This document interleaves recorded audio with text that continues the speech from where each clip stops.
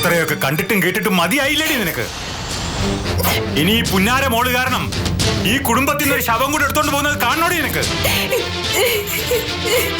ഈ നിമിഷം കൂടെ കൊണ്ടുപോകാൻ തയ്യാറാ ഞാൻ എന്റെ കുഞ്ഞിനെ. അവളെ ഇങ്ങനെ ഇവിടെ ഇട്ടിട്ട് എല്ലാരും കൂടി കൊത്തിപ്പറിക്കാൻ വിട്ടിട്ട് പോകില്ല ഞാൻ. പക്ഷേ അവള് വരുന്നില്ലെന്ന്. വേണുവിനോടും ഈ കുടുംബത്തിനോടും അത്രയ്ക്ക് സ്നേഹമാ എന്റെ ഗീതുവിന്. ഒരു ഹോസ്പിറ്റലിൽ പോകാൻ പോലും കൂട്ടാക്കുന്നില്ല അവള്. കാരണം ഈ വിവരം നാട്ടുകാരറിഞ്ഞ ഈ കുടുംബത്തിന്റെ അന്തസ്സ് പോവല്ലോ എന്ന് ഓർത്തിട്ട്. ജീവിക്കുകയാണെങ്കിലും മരിക്കുകയാണെങ്കിലും അത് ഇവിടെ വേണമെന്ന് മനസ്സാ അവളുടേത്. അങ്ങനെയുള്ളൊരു മോളെ ഇത്രയ്ക്കങ്ങ് വെറുക്കാൻ മാത്രം എങ്ങനെ കഴിയുന്നു നിങ്ങൾക്കൊക്കെ? സീതാലക്ഷ്മി, വേണ്ട ഏട്ടത്തി, നിങ്ങൾ ആര് സ്നേഹിക്കണ്ട അവളെ. വെറുക്കാതിരുന്നൂടെ? ഇത്രയ്ക്ക് തരംതിരിവ് പാടില്ല ഏട്ടത്തി.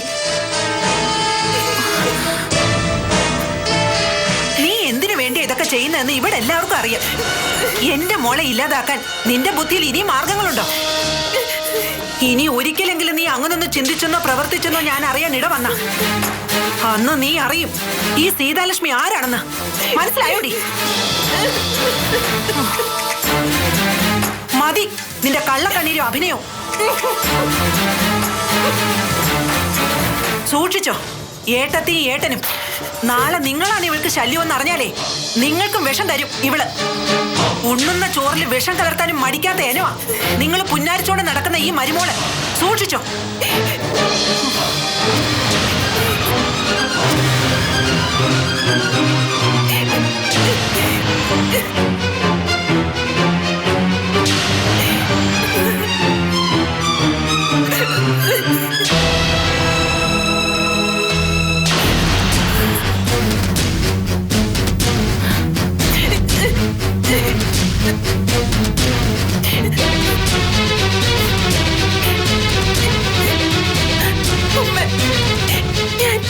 ഞാനൊരു തെറ്റും ചെയ്തിട്ടില്ല. കെട്ടിപ്പിടിച്ച് ഉമ്മ കൊടുക്കണം ഇവക്ക്. വളരട്ടെ, വളർന്നു വളർന്ന് തലേ കയറട്ടെ. അപ്പോഴേ നിനക്കൊക്കെ തൃപ്തിയാവും. മതി പറഞ്ഞത്. അമ്പി, നീ അകത്ത് പോ. നിക്കവിടെ. എന്തായിരുന്നു ഇവളുടെ ധൃതിയും വെപ്രാളവും? ഇതുപോലെ വിളിക്കാൻ ഇവൾ കവട സ്നേഹം കാണിച്ചപ്പോഴേ ഞാൻ വിചാരിച്ചതാ ഇതിനകത്ത് എന്തോ ചേർച്ചക്കുറവുണ്ടെന്ന്. അപ്പൊ നീ എന്താ പറഞ്ഞത്? ചേർച്ചക്കുറവ് തോന്നും, കാരണം ഞാൻ അരവിന്ദാക്ഷനാണ് അല്ലേടി? അതെ, ഈ അരവിന്ദാക്ഷന്റെ കണ്ണി കാണുമടി നിന്റെയൊക്കെ മറിമായങ്ങള്. എന്നെ മറയ്ക്കാൻ നിന്റെ ഒന്നും ഒരു അഭ്യാസത്തിനും കഴിയില്ലടി. എന്തായിരുന്നു ഇവള്? കോവേണി കയറിപ്പോക്കും, കൂട്ടിക്കൊണ്ടുവരലും കുടിക്കലും. നീ ഇനി ആർക്കൊക്കെ ആടി നീ വിഷങ്ങളൊക്കെ തരാൻ പോന്നേ? അടിച്ചു കൊല്ലേണ്ട ജാതിയായി ഇവള്. മതി കടന്നു തുള്ളിയത്. പെങ്ങൾ തുള്ളാട്ടം കഴിഞ്ഞ് പോയി. ഇനി കാണാനേ ഇവിടെ ആളില്ല. വിഷം കൊടുത്തു പോലും. ആർക്ക്? വിഷം കുടിച്ചോളും മോളിലുണ്ടല്ലോ, ചെന്ന് നോക്ക്. അവള് പാട്ടും കേട്ടെ സുഖിച്ചു കിടന്ന് ഉറങ്ങിക്കാണും. ഓഹോ, അപ്പൊ അവക്കൊന്നും പറ്റാത്ത അമ്മയ്ക്കും മോക്കും സങ്കടം അല്ലേ? അവക്കൊന്നും പറ്റാത്തതല്ല, ഈ കുടുംബത്തിന് ഇത് പറ്റിയല്ലോ എന്നോർത്താ സങ്കടം. എല്ലാ മോഷങ്ങളും ഇങ്ങോട്ടാണല്ലോ വരുന്നത്. അയ്യോ, എങ്ങനെ വരാതിരിക്കും? നിങ്ങളല്ലേ ഗൃഹനാഥൻ. ഇല്ലാത്ത നുണയും പറഞ്ഞങ്ങ് പോയാ ഇവിടെ ഉള്ളവർ തൊണ്ട തൊടാതെ വിഴുങ്ങുമെന്നാ സീതാലക്ഷ്മി കരുതിയിരിക്കുന്നത്. നീ എന്തൊക്കെയാടി കിടന്ന് കൊല്ലുന്നേ? സ്വന്തം മോളെ വിഷം കൊടുത്ത് കൊല്ലാൻ നോക്കിയാൽ ഏതമ്മയ്ക്കാടി സഹിക്കുന്നേ? ഇപ്പൊ സീതാലക്ഷ്മിക്കായോ കുറ്റം? ആ പാലിൽ വിഷമുണ്ടെന്ന് നിങ്ങളുടെ പെങ്ങൾ എങ്ങനെ അറിഞ്ഞത്? ഡോക്ടർ പറഞ്ഞു. ഓ, ഡോക്ടർ ഞാനൊന്നും പറയുന്നില്ല.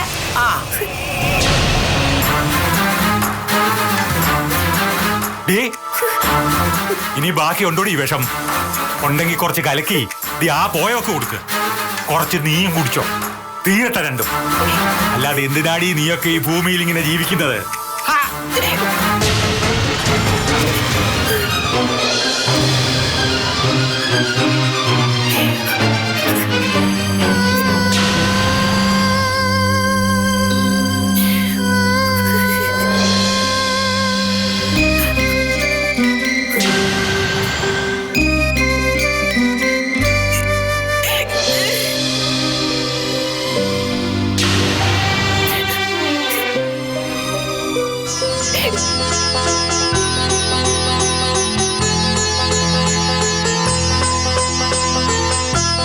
ആഹാ, ഇത്ര വേഗം കുളി കഴിഞ്ഞോ?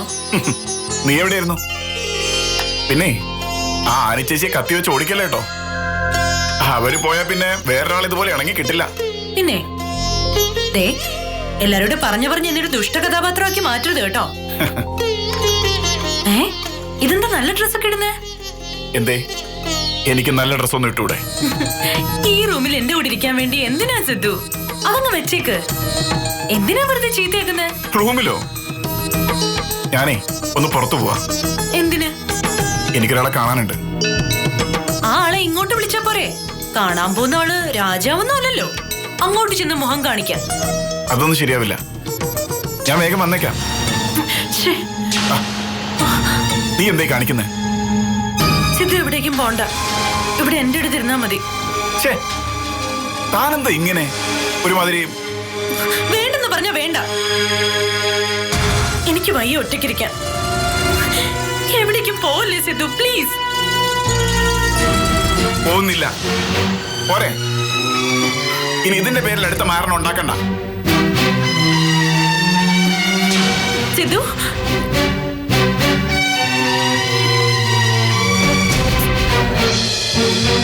സിദ്ധു,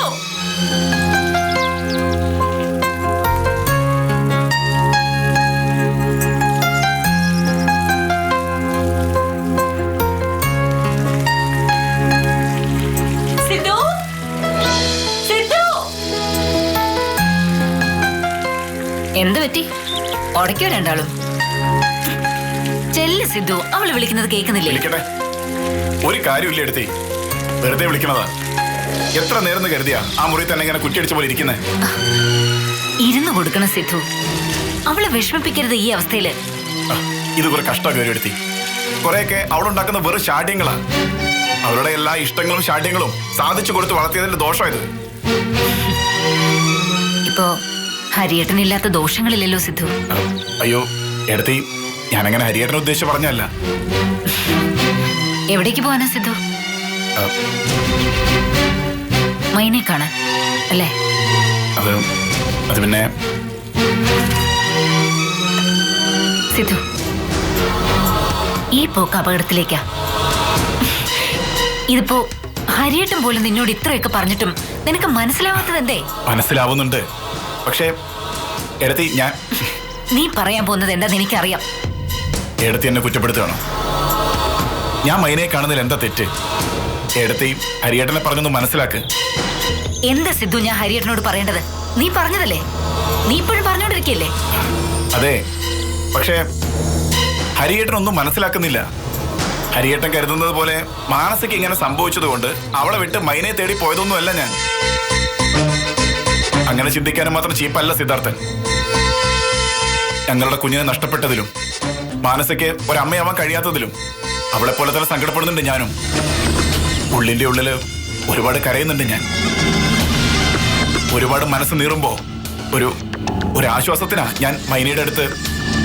അല്ലാതെ അതിന് നിങ്ങൾ കാണുന്ന മറ്റൊരർത്ഥമില്ല. സത്യം. ശരിയായിരിക്കാം, എടുത്ത് വിശ്വസിക്കാൻ നിന്നെ. എപ്പോഴെങ്കിലും നീ മൈനെ കാണുന്ന വിവരം മാനസറിഞ്ഞാൽ, അവൾ നിന്നോടത് ചോദിച്ചാൽ അവളെ പറഞ്ഞു വിശ്വസിപ്പിക്കാൻ കഴിയുമോ നിനക്ക്? പറയേ, കഴിയോ? ഇല്ല. ഒന്നോർക്കണം നീ, ഒരാശ്വാസത്തിന് വേണ്ടിയെങ്കിലും മൈനയെ തേടിയുള്ള നിന്റെ ഓരോ യാത്രയും മാനസയെ നമുക്ക് നഷ്ടപ്പെടുത്തലാവും. അത് മറന്നു പോകരുത്. മാനസയുടെ മനസ്സും ജീവിതവും നിന്റെ കയ്യിലാണ് സിദ്ധു. നീയായിട്ട് അതില്ലാതാക്കരുത്.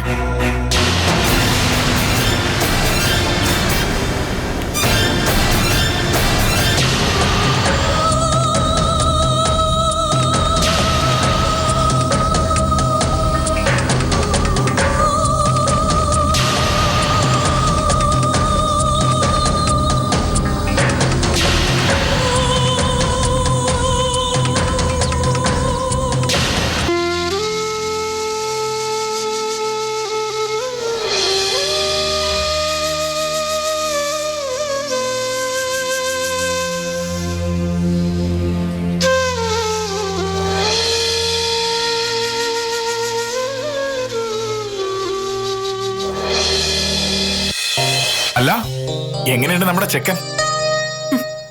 ഓ, ഇപ്പോഴെങ്കിലും നമ്മുടെ കുഞ്ഞിനെ കുറിച്ച് ഓർത്തല്ലോ. ചെക്കൻ ബഹളം ഉണ്ടാക്കി തുടങ്ങിയോ? ചെക്കനാണെന്നങ്ങ് ഉറപ്പിച്ചോ? ചെക്കനാവുമ്പോ എനിക്ക് തോളത്തിരുത്തി പൂരപ്പറമ്പ് ചുറ്റാം, ആനപ്പുറത്ത് കയറാം. പിന്നെ ഇവിടെ ഇരിക്കല്ലേ പൂരപ്പറമ്പ് ആനപ്പുറവും. എനിക്ക് മോള് മതി.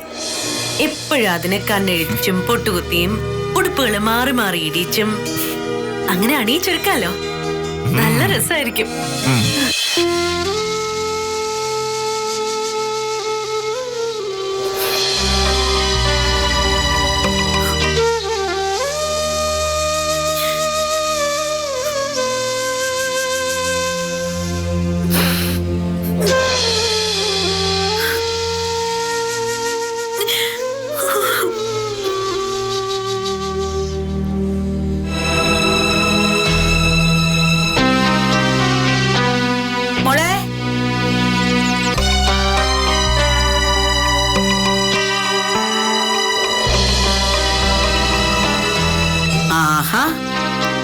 ഇവിടെ വന്നിരിക്കുകയാണോ? ഹോ, എത്ര വിളി ഞാൻ വിളിച്ചു.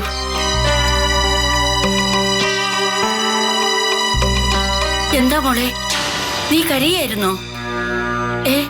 അമ്മണിയമ്മയോട് പറ. ഒന്നുമില്ല. ഒന്നുമില്ലെങ്കിൽ എന്തിനാ കരഞ്ഞേ? ഓരോന്നോർത്ത് ഇങ്ങനെ ഇരുന്ന് കണ്ണീരൊഴിക്കാൻ എന്തെങ്കിലും പരിഹാരം ഉണ്ടാവോ? ഒന്നും ഓർക്കണ്ട, വരുന്നത് വരും പോലെ വരട്ടെ. അല്ലാതെന്താ? നമ്മൾ കാലേ കൂട്ടി തീരുമാനിച്ചിട്ടാണോ ഓരോന്ന് നടക്കുന്നത്? ഒക്കെ ശരിയാവും. ശരിയാവും, ഒക്കെ ശരിയാവും. എങ്ങനെ എങ്ങനെ ഇതൊക്കെ ശരിയാവും പറയുന്നേ? പേരൊന്നും പറയാനില്ലാതെ വരുമ്പോ ആശ്വസിപ്പിക്കാൻ ഒരു വാക്ക്, അല്ലാണ്ട് എന്താ അത്? ഒക്കെ ശരിയാവും അത്രേ.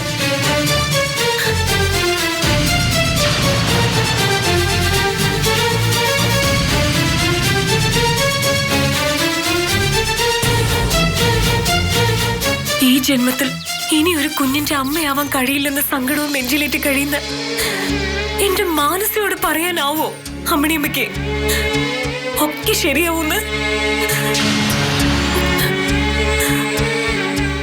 ഒരു കടലോളം സങ്കടം ഉള്ളി പേറി ഒന്ന് കരയാൻ പോലും ആകാതെ ജീവിക്കുന്ന പാവം എന്റെ ഹരിയേട്ടനെ പറഞ്ഞ് ആശ്വസിപ്പിക്കാനാവോ? ഒക്കെ ശരിയാവൂ അത്ര? ഇല്ല, ഒന്നും ശരിയാവാൻ പോകുന്നില്ല.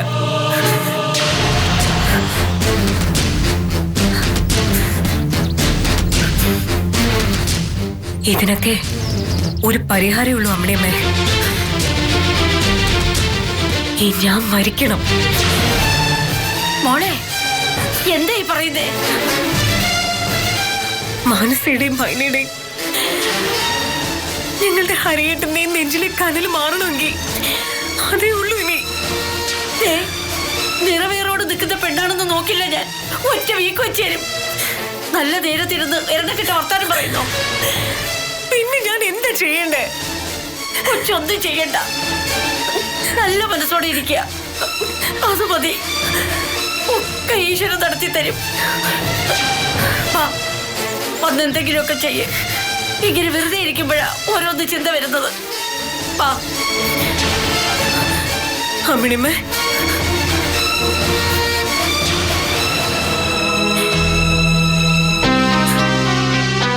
എനിക്കെന്റെ ഹരിയേട്ടനെ കാണണം. ഹരിയേട്ടൻ എന്നോട് പിണങ്ങിയിരിക്കാൻ അതാണല്ലേ വരാത്തെ? ഞാൻ ഫോൺ ചെയ്തിട്ട് പോലും എടുക്കുന്നില്ല. ഇപ്പൊ ഹരിയേട്ടൻ എന്നോട് വെറുപ്പായിരിക്കും അല്ലേ? മോളെ എന്തായി പറയുന്നേ? സാറിന് തിരക്കാവും, അതുകൊണ്ടായിരിക്കും. അല്ലാതെ മോളോട് പിണങ്ങാനും വെറുക്കാനും ഒക്കെ സാറിനാവോ? അല്ല, എനിക്കറിയാം.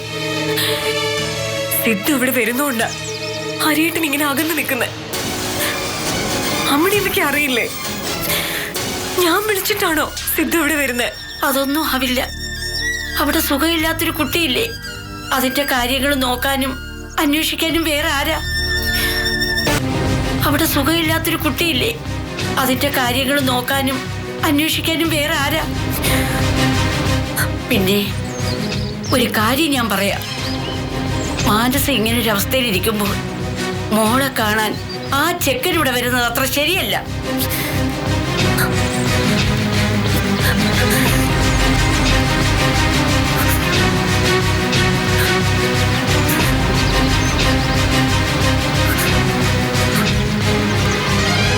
മോള് വാ.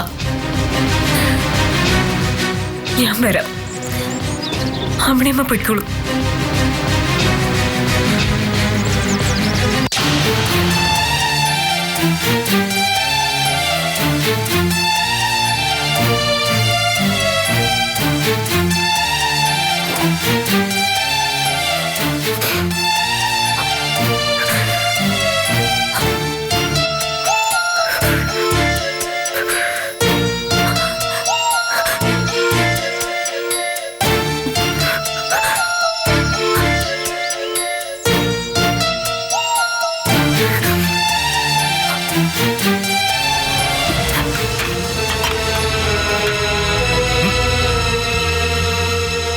എന്തേ അച്ഛൻ എന്തേ ഈ കാട്ടുന്നേ? അത് നമുക്ക് എല്ലാവർക്കും കൂടി കഴിക്കാനുള്ള ആഹാരമല്ലേ? അതാടി ഞാൻ നോക്കിയത്. ഇതിൽ നീ എന്ത് വിഷമാടി ഒഴിച്ചേക്കുന്നേ? അച്ഛാ, പറ്റ കൊല്ലും ഞാൻ. ഏത് നിമിഷവും പൊട്ടാവുന്ന ഒരു ബോംബ് അരയിൽ കിട്ടിയിട്ട് ജീവിക്കേണ്ടി വരുന്ന അവസ്ഥയിലാടി ഞാനിപ്പോ ഈ വീട്ടിൽ ജീവിക്കുന്നത്. എപ്പോ വേണമെങ്കിലും നീയൊക്കെ കൂടി കൊല്ലുമല്ലോ. ചോറിൽ വിഷം ചേർക്കാം, പാലിൽ വിഷം ചേർക്കാം, ഉറങ്ങിക്കിടക്കുമ്പോ കോടാലിക്ക് നെഞ്ചത്തും വെട്ടാം, അല്ലെങ്കിൽ പിന്നിലൂടെ വന്ന് കത്തി പള്ളക്ക് കയറ്റാം. അല്ലടി, ജീവിതത്തിൽ ഇന്നേ വരെ ദൈവത്തെ വിളിച്ച് ജീവിക്കാത്തവനാ ഞാൻ. ഇപ്പൊ അതും ചെയ്തിട്ടാ ഉറങ്ങാൻ കിടക്കുന്നത്. നേരം വെളുത്ത ഉറക്കത്തിൽ നിന്ന് എഴുന്നേക്കുമെന്നോ ഒരു ഉറപ്പും ഇല്ലല്ലോ. നീയൊക്കെ അല്ലേ ചുറ്റിനും. എന്തിനാ അച്ഛൻ ഇങ്ങനെയൊക്കെ പറയുന്നത്? ഞാനൊരു തെറ്റ് അച്ഛനോട് ചെയ്തിട്ടില്ലല്ലോ, പിന്നെ എന്തിനെങ്ങനെ?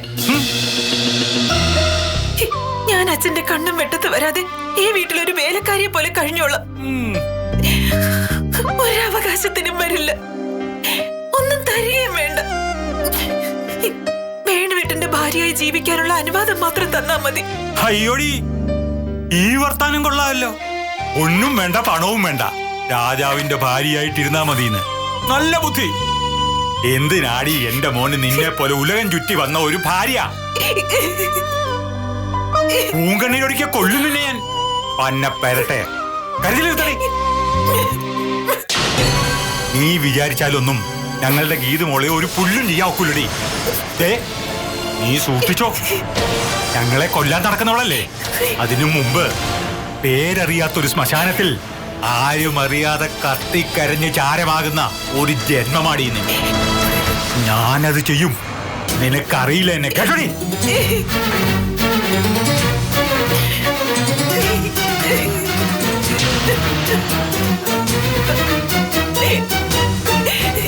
ശവം.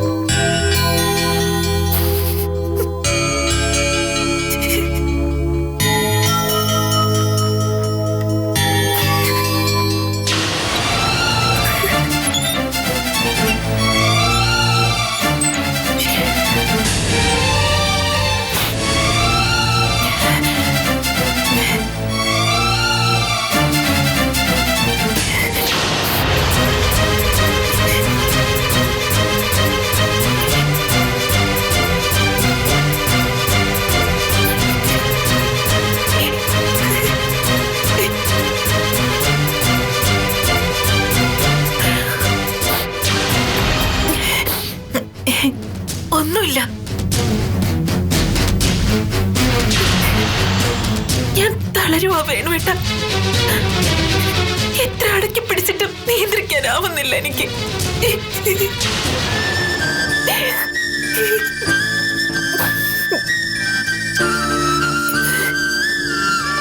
ഇല്ല, എന്റെ വേണുവേട്ടൻ പറഞ്ഞ കരയില്ല ഞാൻ. എന്തൊരു ജീവിത വേണുവേട്ട ഇത്. ഇനി ഒരിക്കൽ കൂടി ഈ പടിയിറങ്ങിയ പിന്നീട് ഒരിക്കലും എനിക്ക് തിരിച്ചു കയറാനാവില്ലെന്ന് ഒരിക്കൽ അമ്മ പറഞ്ഞു. പക്ഷെ ഒന്നെനിക്കറിയാം, ഇനി വേണുവേട്ടനെ വിട്ട് ഈ പടിയിറങ്ങിയ പിന്നെ അംബിക ജീവനോടുണ്ടാവില്ല. അതുറപ്പ്.